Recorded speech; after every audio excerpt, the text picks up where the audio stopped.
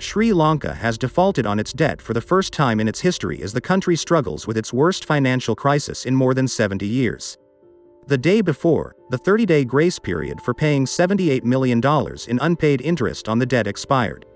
This could damage the country's reputation among investors, making it difficult for it to get the money they need on international markets, which could further undermine confidence in its currency and economy. Asked whether the country is currently in default, Central Bank Governor Nandalalal Weerasinghe said, "Our position is very clear. We said that until they come to restructure our debts, we can't pay. This is what you call a preemptive default." The economy has been hit hard by the coronavirus and rising energy prices, but critics say the current crisis was triggered by the previous government.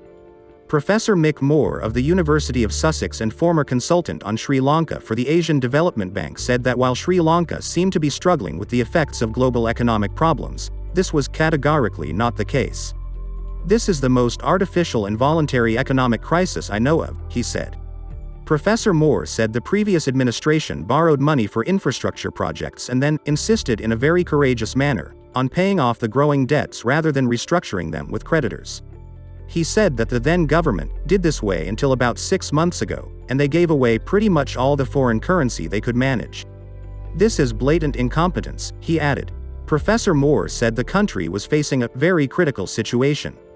In recent weeks there have been large, sometimes violent protests against President Gotabaya Rajapaksa and his family as the crisis escalates.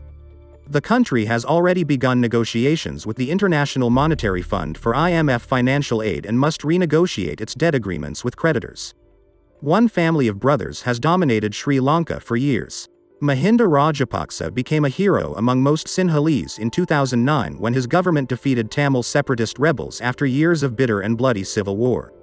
His brother Gotabaya, who was defense minister at the time, is now president. Now the economic crisis has brought fury to the streets. Skyrocketing inflation has led to shortages of some food, medicine, and fuel, constant power cuts, and ordinary people have taken to the streets in anger. Many blame the Rajapaksa family and their government for this situation.